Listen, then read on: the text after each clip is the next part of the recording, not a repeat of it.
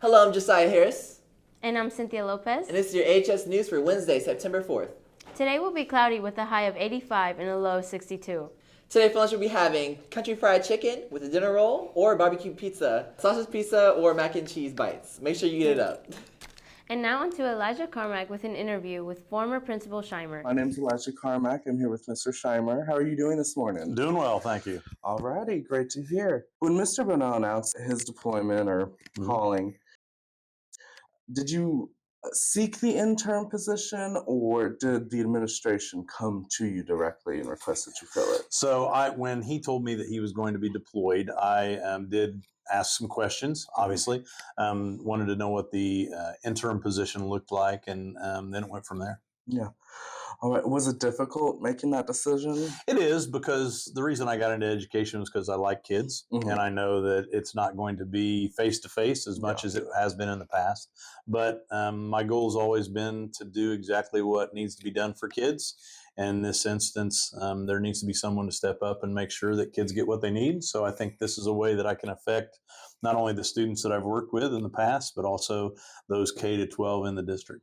Absolutely. Have you ever had any ambitions for district-wide administration? At one point I did, and then at one point I didn't, and now I do again. So it's been a ebb and flow for me during my career on a thought process of whether I want to be at a corporation level administrator. But at this point I think it's a good move. Absolutely. And do you think this will give you some insight into whether you would want to take a permanent? It does, yeah. Position? And that's the main objective, to determine if I believe it's something that fits well with who I am. And we'll see what we get.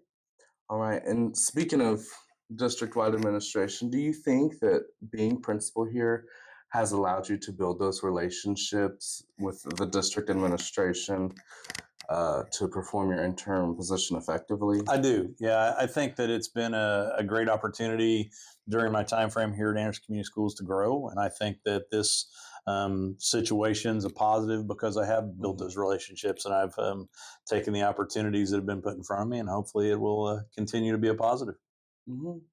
And will you have any influence in mitigating Mr. Landis's role transitioning to the interim principal? Sure. Yeah. I'll have an opportunity to work with Mr. Landis, just like I have in the past. Hopefully, do my best to support what he's doing, and give him as much information as he needs, or has questions about. I can hopefully fill in those scenarios and make sure again everybody's supported in a manner they need to be. Alrighty. And will you have any influence in, kind of choosing his replacement for the time being? I'm going to actually, after I talk to you, go in and sit in on those. Okay, and I figured that's what that was about. Yeah. So I'm gonna have a little bit of chance to at least listen and give some input to that committee if they ask me to do so. Absolutely. And I want to conclude by saying, what is your message to the staff and students now that you won't be here, for about a year? Understood. And yeah. My message would be keep doing what you're doing. I think we've got great kids, which is the reason I came here. I think we've got an awesome staff. I think that as long as everybody makes sure that they focus on their character and their drive to be successful, we'll all be good. All righty. And finally, when you came into the role of principal, did you want to achieve something? Did you want to have some kind of a legacy? And do you think you've achieved that now? That's a great question. I don't really focus on legacies, to be honest. I'm a guy that kind of focuses day to day to make sure I'm supporting the people that need it, so everybody's successful. For me, if everybody comes out and has what they need, which I believe is a high school diploma, which opens doors, then I've done my job. All righty. Well, thank you so much for Absolutely having this interview. Yeah, no problem. All righty. Appreciate that. Good luck in your new position. Now on to Isaiah Jeffries with today's Daily Playbook. Thank you, Josiah. I'm Isaiah Jeffries, and this is your Daily Playbook. Today at 4:30 p.m., the girls varsity golf team is having an away match against Daleville Junior-Senior High School. Be sure to come out and support your Lady Indians. Tomorrow, the Lady Indians also face Lawrence Central at Grandview Golf Course at 4:30 p.m. Also at 4:30 p.m., the boys varsity tennis team is at home facing Frankton Junior-Senior High School. The girls varsity volleyball team has a home game against Madison Grant Junior-Senior High School at 6 p.m.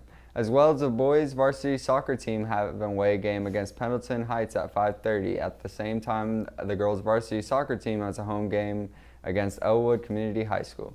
Be sure to show your support and always remember, forever proud, forever strong, forever Indians.